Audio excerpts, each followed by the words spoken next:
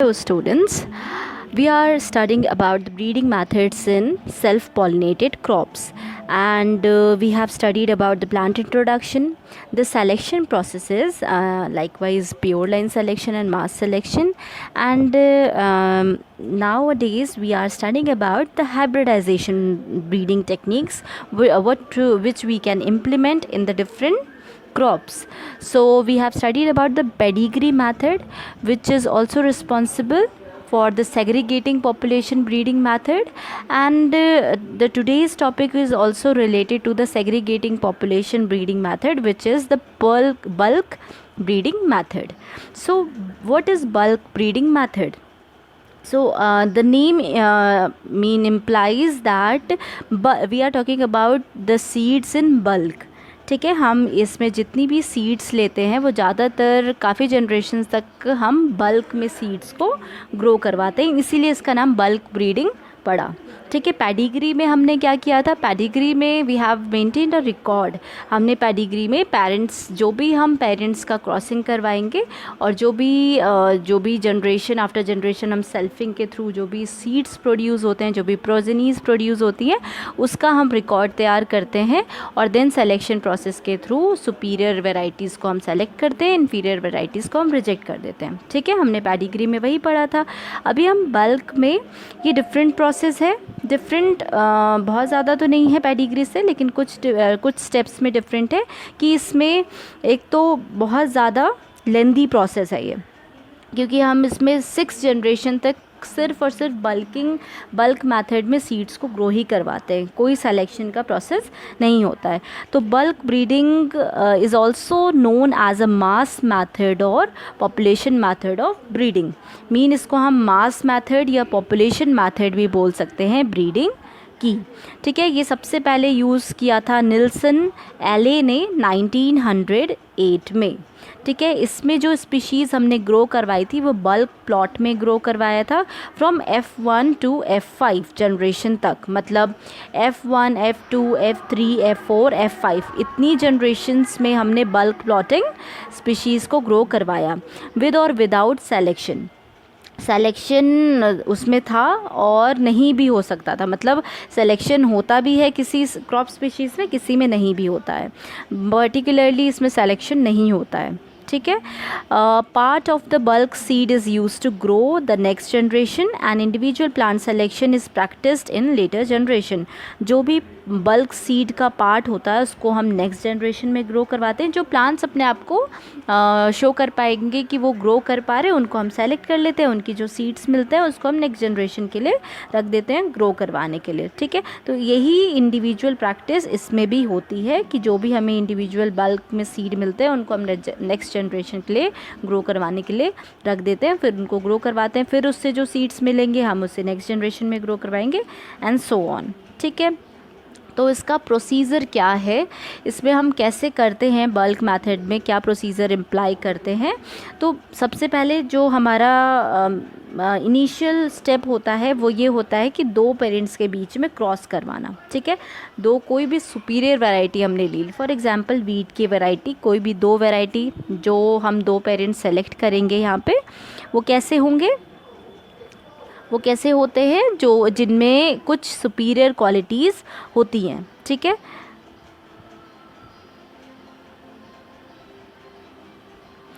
तो superior qualities में हम कोई भी चीज़ कंसिडर कर सकते हैं. डिजीज़ रेजिस्टेंट कैपेबिलिटी, उनकी हाइट की बात कर सकते हैं, टॉल है, डॉफ है, तो उनमें जो हम देखेंगे, जैसे अगर हम देखें यहाँ पे टॉलनेस की ही बात करते हैं, तो अगर एक वैरायटी जो है वो टॉल है, कैपिटल टी P1, और जो पेरेंट 2 है वो डॉर्फ है.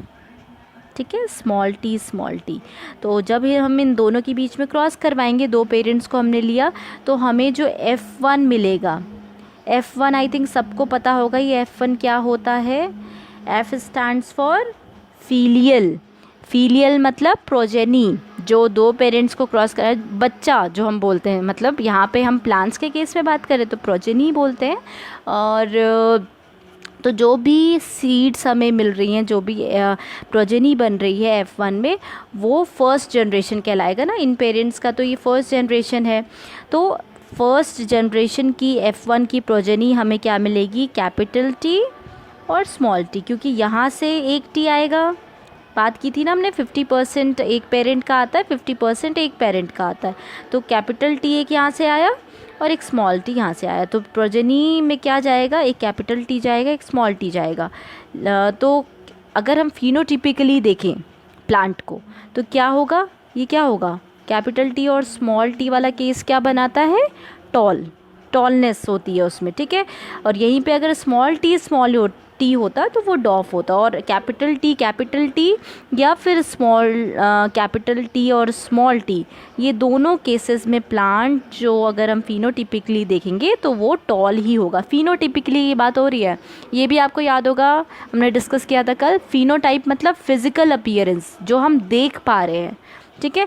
जेनेटिक इनका डिफरेंट है। जीनोटाइप अगर देखें तो एक है किसी का होगा कैपिटल टी जो प्योर टॉल होगा, एक होगा हेट्रोजाइगस टॉल, मतलब जिसमें कैपिटल टी और स्मॉल टी होगा, लेकिन दिखने में दोनों ही टॉल होंगे, ठीक है। बात समझ में आई। तो ये सबसे पहला स्टेप होता है किसी भी ब्रीडिंग मेथड का, उसको हम हाइब्रिडाइजेशन बोलते हैं, क्योंकि दो पेरेंट्स के बीच में हम क्रॉस करवा रहे हैं, ठीक है। क्रॉसिंग हो रहा है और एक हमें क्या मिल रहा है, हाइब्रिड मिल रहा है दो पेरेंट्स का, जिसको हम F1 कहते हैं। ये हो गया फर्स्ट ईयर, ठीक है। ये हो गया सेकेंड ईयर में हमें क्या मिलेगा, F1 मिलेगा, और ये प्रोसेस कहलाता है हाइब्रिडाइजेशन। और F1 में जो भी सीड्स हमें मिलेंगे, F1 में जो भी सीड्स हमें मिले उसको हम क्या करेंगे, बल्क में हार्वेस्ट कर देंगे, ठीक है। और यहाँ पे कोई भी सिलेक्शन नहीं होगा, F1 में कभी भी सिलेक्शन नहीं होता है। और क्यों नहीं होता है, क्योंकि आपने अभी देखा, अगर आपको फिनोटिपिकली सारे प्लांट्स टॉल दिख रहे हैं तो आप उसको कैसे सेलेक्ट कर पाओगे। अगर आप अभी मैंने बताया कैपिटल टी और स्मॉल टी में जब हमने क्रॉस करवाया तो हमें क्या मिला, कैपिटल टी और स्मॉल टी। तो अगर यही हमको चारों में मिल रहा है, जैसे हमने ये दो पेरेंट्स लिए,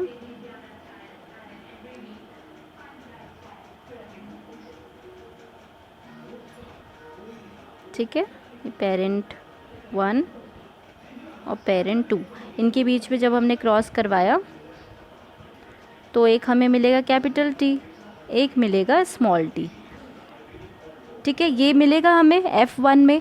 तो F1 की हम अगर बात करें, इसको हम चार्ट के थ्रू देखें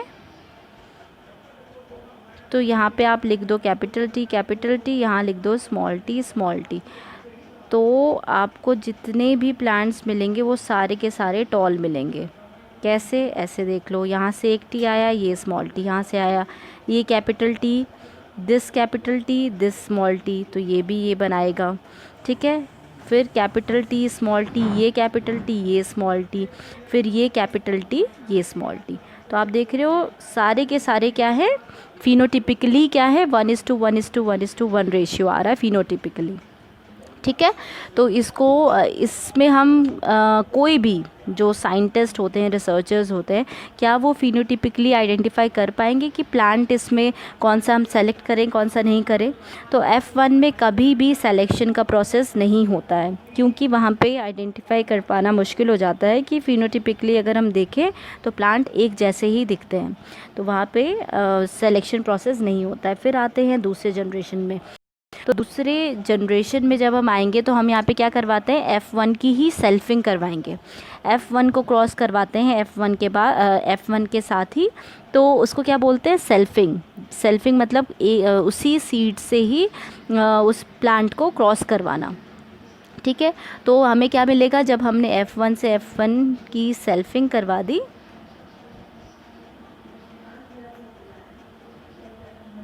तो हमें मिला F2, ठीक है। ये ईयर कौन सा होगा, ये था फर्स्ट ईयर, ये था सेकेंड ईयर, और ये है थर्ड ईयर, ठीक है। तो F2 हमें मिल गए। अब F2 में भी कोई सिलेक्शन नहीं होगा, हम बल्क में सीड्स को प्लॉट कर देंगे और फिर उसके बाद उसको नेक्स्ट जनरेशन के लिए रख देंगे। तो यहाँ पे फिर से हम F2 की सेल्फिंग करवाएंगे। या आप जब अपनी कॉपी में अच्छे से लिखोगे तो क्लियरली लिखना, अभी यहाँ पे स्पेस नहीं है। तो F2 की फिर हम सेल्फिंग करवाएंगे। फिर हम जब सेल्फिंग करवाएंगे, जो प्लांट्स ग्रो कर पाएंगे अपने आप को, उनको रख देंगे।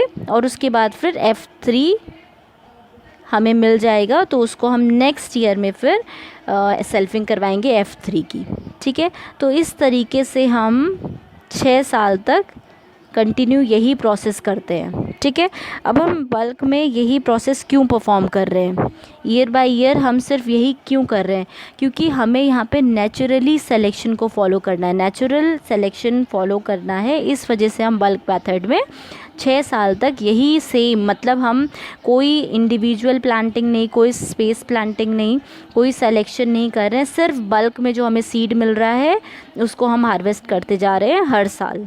ठीक है, जब हमने F1 की सेल्फिंग करवाई, उसके बाद सेल्फिंग करवाने के बाद जो सीड्स मिले उसको वो F2 हुआ, उसको फिर हमने सेल्फिंग करवाई, उससे जो सीड्स मिले वो F3, F4, F5, F6, ऐसे ही हमें जो भी सीड्स मिलते गए, हमने उनमें कोई भी सिलेक्शन नहीं किया कि कौन सी बड़ी सीड्स है, कौन छोटी है, लार्ज स्मॉल, कोई साइज़ नहीं, कुछ नहीं, सिर्फ हम उसको बल्क में प्लॉटिंग और सिलेक्शन कोई भी नहीं, इस तरीके से करवाते जाएंगे 6 साल तक।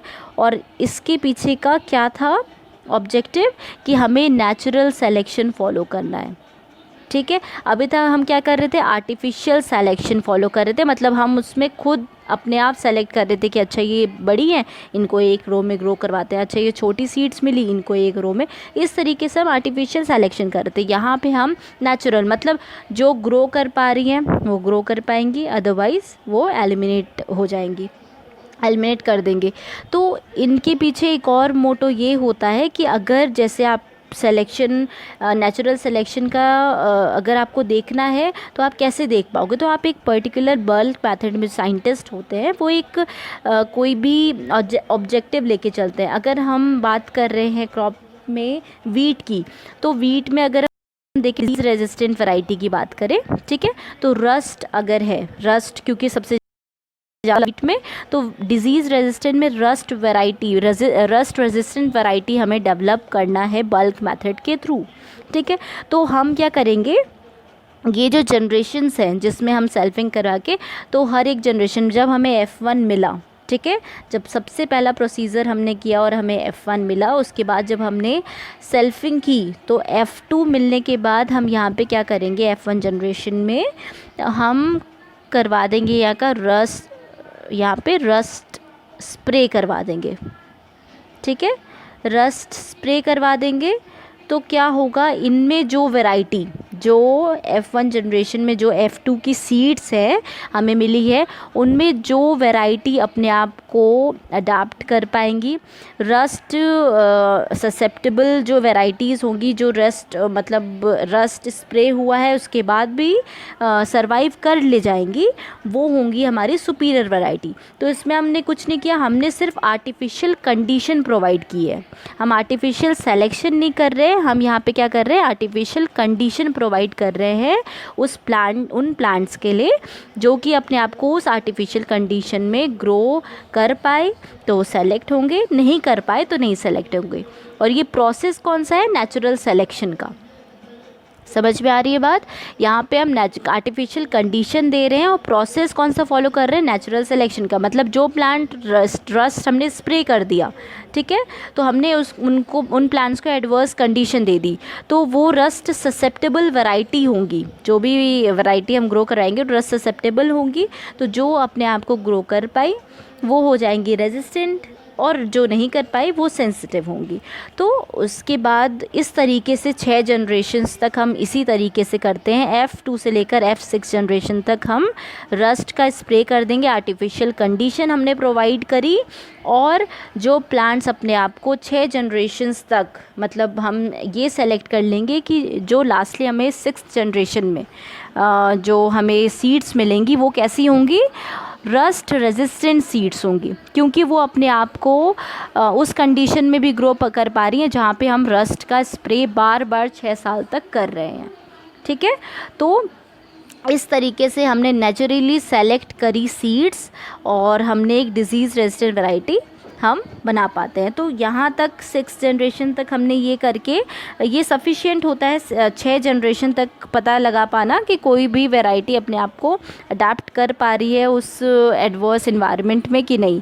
उसके बाद फिर जो नॉर्मल प्रोसेस है वही हम फॉलो करते हैं कि जो F6 हमें जनरेशन में F7 सीड्स मिली हैं उनको उनकी स्पेस प्लांटिंग करते हैं। ठीक है, स्पेस प्लांटिंग करेंगे, इंडिविजुअल प्लांट प्रोजेनीज जो हमें मिली अलग अलग सीडलिंग्स की उनको रो बाय रो ग्रो करवाते हैं। ठीक है, और स्पेस प्लांटिंग का जो मेन एम है, जो मेन एम होता है वो स्पेस प्लांटिंग का क्या होता है, क्यों हम स्पेस प्लांटिंग करते हैं, जो मैंने आपको बताया था कि यहाँ पे अगर हम काफ़ी दूरी पे अगर प्लांट को ग्रो करवा रहे हैं तो क्यों ग्रो करवा रहे हैं, क्योंकि अगर हमें प्लांट को अच्छे से ऑब्ज़र्व करना है कि वो किस तरीके से ग्रो कर रहा है, उसमें प्रॉपर न्यूट्रिशन जो उनका है वो रिक्वायरमेंट फुलफ़िल हो रही है कि नहीं हो रही है, वो किस तरीके से मतलब उनमें स्पाइकलेट्स कैसे आ रहे हैं, सीडलिंग्स कैसे डेवलप हो रही हैं, उनकी हाइट कि मतलब हर चीज़ हम ईज़िली आइडेंटिफाई तभी कर पाएंगे जब हम उनकी स्पेस रो उनकी प्लांटिंग करते हैं। ठीक है, तो जब हम ने ये वैरायटी तैयार कर ली डिज़ीज़ की जो सीड्स हमें मिले हैं वो डिज़ीज़ रेजिस्टेंट है, उसके बाद हम स्पेस प्लांटिंग करके उनमें फिर ये चीज़ देखते हैं कि वो ग्रो किस तरीके से कर रही है और प्रॉपर ग्रोथ उनमें है कि नहीं है, और फिर हम उनमें से भी सुपीरियर और इन्फीरियर सेलेक्ट करना शुरू करते हैं जिनकी हाइट डिफरेंट है। डॉफ वैरायटी को अलग रखते हैं, टॉल वैरायटी को अलग रखते हैं। उसके बाद हम इंडिविजुअल प्लांट प्रोजेनी को सेलेक्ट करना शुरू करते हैं F7 जनरेशन में। ठीक है, और फिर उसके बाद इंडिविजुअल प्लांट प्रोजेनीज़ को हम ग्रो करवाते हैं, इन्फीरियर प्रोजेनीज़ को एलिमिनेट कर देते हैं और उनको फिर हार्वेस्ट करते हैं बल्क में। ठीक है, फिर उसके बाद जब ये प्रोसीजर हो जाता है, इंडिविजुअल प्लांट प्रोजेनीज़ को भी हम इंडिविजुअली ग्रो करवा के टेस्ट कर लेते हैं कि कौन सी अलग अलग वैरायटी, अलग अलग सीड्स को जब हम आइडेंटिफाई कर लेते हैं, उसके बाद उन सीड्स को हम ले जाते हैं PYT, जो हम पीछे भी जो मेथड्स से उनमें देख चुके हैं, प्री यील्ड ट्रायल। ठीक है, जिसमें हम स्टैंडर्ड वैरायटीज़ को चेक के साथ रख के चेक करते हैं कि जो वहाँ पे जो इस लोकेशन में ओरिजिनली प्लांट होती हैं, जो भी वैरायटीज़ जो ग्रो करवाई जाती हैं, उनसे वो जो वैरायटी हम तैयार कर रहे हैं वो उतनी ससेप्टेबल, उतनी रेजिस्टेंट है कि नहीं है। ठीक है, जो ऑलरेडी वैरायटी प्रेजेंट है जो कि डिज़ीज़ रेजिस्टेंट है और जो हम ग्रो करवाना चाह रहे हैं उनको कंपेयर करते हैं, और जो जिनसे हम कंपेयर करते हैं उनको हम क्या कहते हैं, चेक्स। ठीक है, हम ये पहले भी डिस्कस कर चुके हैं।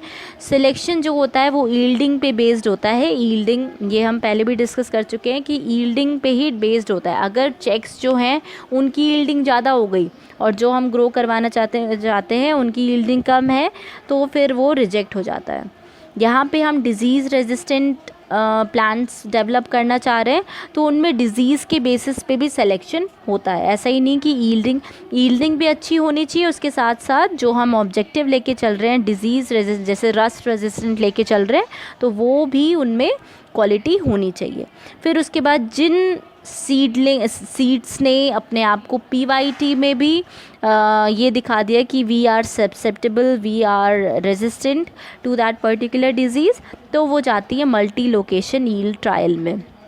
ठीक है, जिसमें उनमें स्टैंडर्ड वैरायटीज़ यूज़ की जाती हैं एज अ चेक, और फिर उनके साथ डिफरेंट लोकेशन में different all over India checking होती है, और फिर उसके बाद इवैल्यूएशन किया जाता है उनका परफॉर्मेंस का, स्पेसिफिक लाइन चेक की जाती है, पेरेंटल लाइन, और फिर उसके बाद उनका मल्टीप्लिकेशन करके उनको डिस्ट्रीब्यूट किया जाता है। मतलब ये वाला जो प्रोसेस है F8 से F14 जनरेशन तक, ये तो सिमिलर है, ये आप देख चुके हो। इससे पहले के जो प्रोसेस था ये डिफरेंट है बल्क में, यही इसका यूनिक प्रोसीजर है बल्क का, कि यहाँ पे हमने F2 से लेकर F6 जनरेशन तक, है ना, F2 से F6 जनरेशन तक हमने सिर्फ क्या किया, there will be no selection procedure, only we are planting seeds on bulk. ठीक है, बल्क में हम सीड्स को प्लांट कर रहे हैं, हार्वेस्ट कर रहे हैं। ठीक है। और आर्टिफिशियल सिलेक्शन नहीं कर रहे हैं हम, आर्टिफिशियल कंडीशन देते हैं प्लांट्स को कि वो उस आर्टिफिशियल कंडीशन को नेचुरली जो सिलेक्शन है, नेचुरल सिलेक्शन के थ्रू वो प्लांट हमें मिल पाए। मतलब नेचुरल सिलेक्शन जब होगा, जब वो प्लांट अपने आप को डिज़ीज़ से अगर सेंसिटिव होगा, डिज़ीज़ सेंसिटिव, तो सीड्स बना ही नहीं पाएगा, ख़त्म हो जाएगा वो वहीं पे प्लांट। अगर हमने कोई जो प्लांट की वैरायटी है जो कि डिज़ीज़ सेंसिटिव है, तो क्या वो ग्रो कर पाएगा? नहीं ग्रो कर पाएगा। नहीं ग्रो कर पाएगा तो क्या सीड्स बनेंगे? नहीं बनेंगे। तो सीड्स बनी तो वो प्लांट्स आगे जाएंगे, दूसरे जनरेशन में जाएंगे, तो वो डिज़ीज़ रेजिस्टेंस हो गए। और जो प्लांट्स नहीं उस एनवायरनमेंट पे अपने आप को सर्वाइव कर पाए, वो मर जाएंगे और उनके सीडलिंग्स नहीं तैयार होंगे। तो यही इसका बल्क मेथड का मेन ऑब्जेक्टिव है यहाँ पे हम। और आप देख रहे हो कि इसमें 14 साल लग जाते हैं, राइट। बहुत ही, ये भी बहुत ही ज़्यादा लेबोरियस मेथड है जिसमें 14 साल लगते हैं। और ये एक नेचुरल सिलेक्शन है, तो भी ये मतलब बहुत ही टफ प्रोसेस है कि नेचुरली सिलेक्शन होना है, ये आपके हाथों के ऊपर नहीं है, आपको खुद परफॉर्म नहीं करना है। तो ये भी एक टाइप से लक वाली बात है कि कभी कभी क्या होता है, एडवर्स कंडीशंस हो जाती हैं, कभी क्लाइमेट कंडीशन चेंज हो जाती है, कोई भी ऐसी एडवर्स कंडीशन आ जाए जब आप प्लॉटिंग कर रहे हैं, प्लांट को प्लांटिंग कर रहे हैं, तो भी नेचुरल सिलेक्शन अगर फेवर नहीं करा, तो भी वो सारा का सारा जो भी हमारा हम परफॉर्म करना चाह रहे हैं, कर रहे हैं ये मेथड परफॉर्म, वो भी पूरा बर्बाद हो जाता है। ठीक है।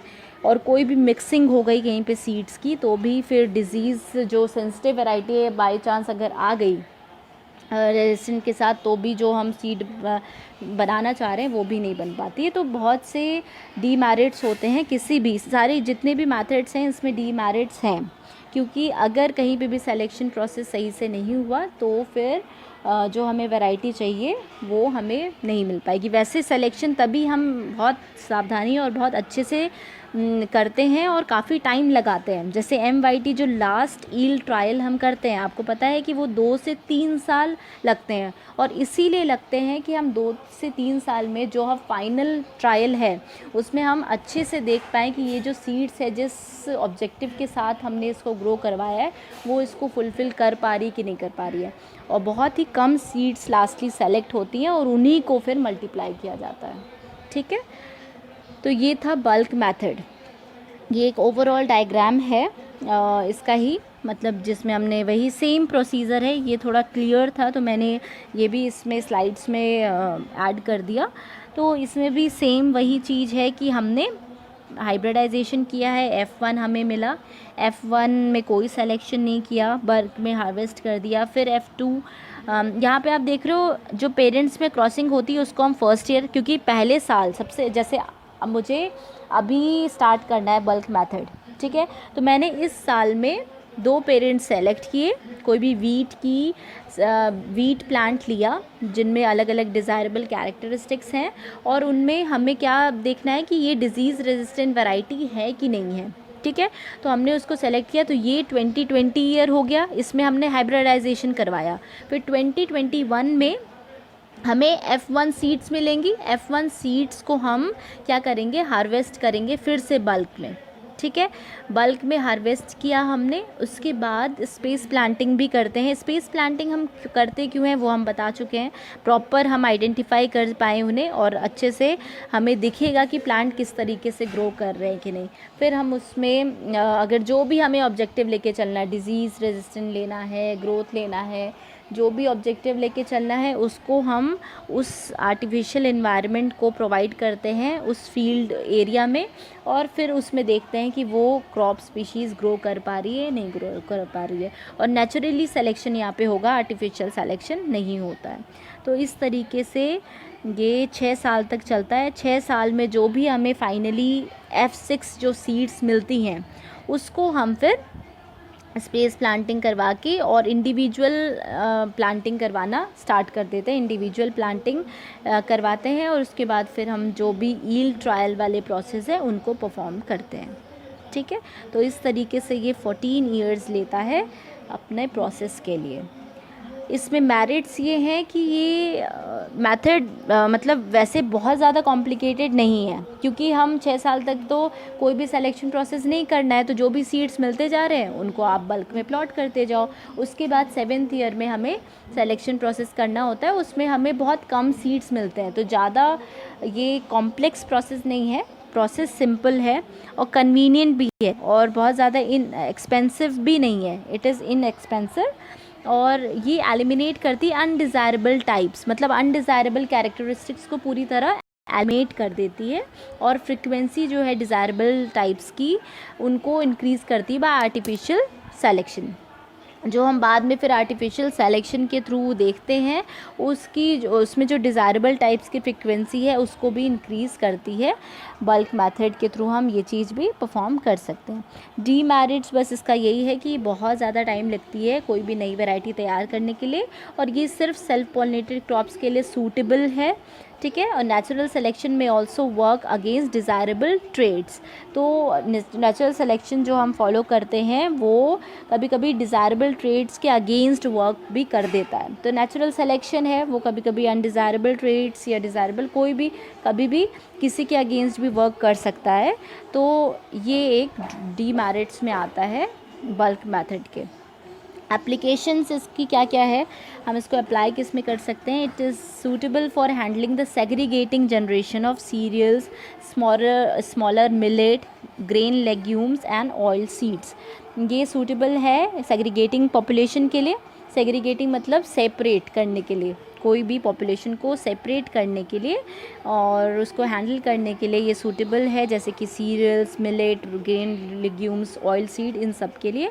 और it may be used in different purposes also, 3 different purpose.